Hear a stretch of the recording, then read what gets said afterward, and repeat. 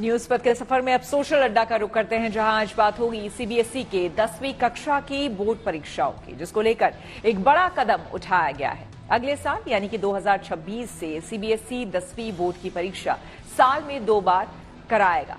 Draft policy के मुताबिक 2 बार board परीक्षा देने के लिए छात्रों के एग्जाम सेंटर एक ही होंगे। दोनों राउंड की बोर्ड परीक्षाओं में पूरा सिलेबस आएगा।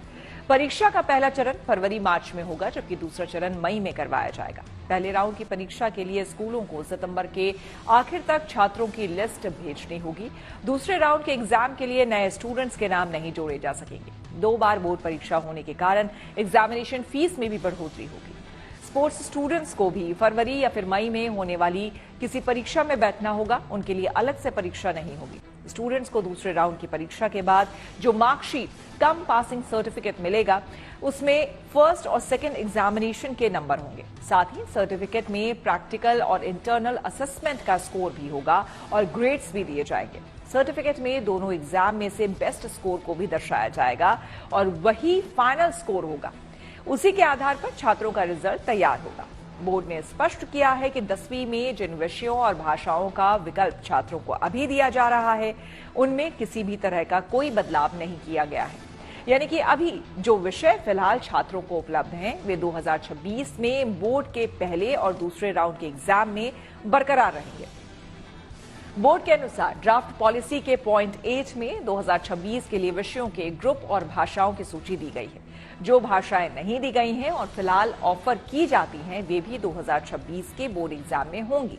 इनमें Punjabi, Russian, Nepali, Sindhi, Malayalam, Oriya, Assamese, Kannada, Telugu, Arabic, Persian समेत तमाम भाषाएं शामिल हैं। ड्राफ्ट पॉलिसी में language 1 English, language 2 Hindi, elective subject 1 science, elective subject 2 mathematics और इलेक्टिव सब्जेक्ट 3 सोशल साइंस है। सीबीएसई बोर्ड में 10वीं के छात्र अनिवार्य रूप से 5 विषय लेते हैं। इनके अलावा रीजनल एंड फॉरेन लैंग्वेज के ग्रुप में तमाम तरह की भाषाओं का विकल्प है। इसके बाद एक और ग्रुप है जिसमें book keeping and accountancy, finance market, banking and insurance, IT, computer application समेत तमाम विषय हैं। इसके साथ ही दूसरे राज्यों में अगर कोई छात्र लैंग्वेज 2 के बदले कोई रीजनल लैंग्वेज चुनता है तो वह विकल्प भी है।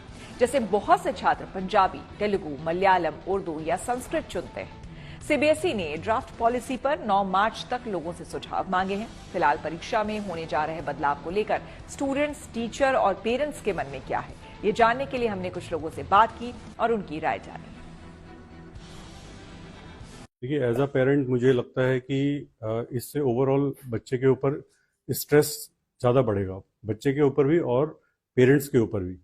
और इस 2 अटेम्प्ट जो होंगे उससे इन्वॉल्वमेंट ओवरऑल बढ़ जाएगा।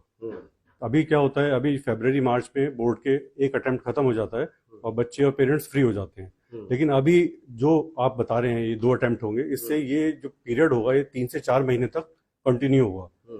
उससे एक मतलब बच्चे के ऊपर स्ट्रेस का वो रहेगा, वो 3-4 महीने उसको प्रिपरेशन करना पड़ेगा उसका। और बच्चे की जो सिंसियरिटी है जो फर्स्ट अटेम्प्ट में होती है, आई डोंट थिंक वो सेकंड अटेम्प्ट में वो सिंसियरिटी रहेगी उसके अंदर। पहले जब एग्जाम्स थोड़ा लेट होते थे मार्च में, तो हमारे पास एक एक्सटेंडेड जनवरी फरवरी का टाइम रहता था जब हम प्रिपेयर कर ले। अब अगर फरवरी में पेपर रहेंगे तो दिसंबर तक हर टीचर चाहेगा, दिसंबर नवंबर तक, कि वो अपना सिलेबस कंप्लीट कर ले, जिससे एक बर्डन और बढ़ेगा कि हम जल्दी एग्जाम मतलब सिलेबस कंप्लीट करके, तो जिस बच्चे की एब्जॉर्प्शन पेस कम होता है उस पर भी बर्डन पड़ेगा कि मेरा छूट गया, मेरे फ्रेंड्स का ज्यादा हो गया। तो मेरे ओपिनियन में not only exam time but preparation के टाइम पे भी बर्डन ज्यादा बढ़ेगा। पेरेंट्स के लिए बहुत स्ट्रेसफुल है, बच्चे के लिए तो है ही है, क्योंकि एक टॉर्चर जैसा होता है फर्स्ट बोर्ड एग्जाम बच्चों के लिए, क्योंकि पहली बार दे रहे हैं 10th में, उसका एक्सपीरियंस नहीं है। उसके बाद वो 2 बार देना है, यानी कि पेरेंट्स सारे टाइम बच्चों को काउंसलिंग करते रहेंगे, उसके बाद खुद भी परेशान रहेंगे और बहुत सारे सैक्रिफाइसेस होते हैं बोर्ड्स एग्जाम में। पेरेंट्स भी कहीं घूमने नहीं जा सकते, टीवी नहीं देख सकते, कोई इवेंट अटेंड नहीं कर सकते, बच्चों के साथ भी स्ट्रेस में रहते हैं कि इन्हें बेस्ट मिले। मुझे लगता है कि बहुत ही टॉर्चरस हो जाएगा ये इतना लंबा इंतजार।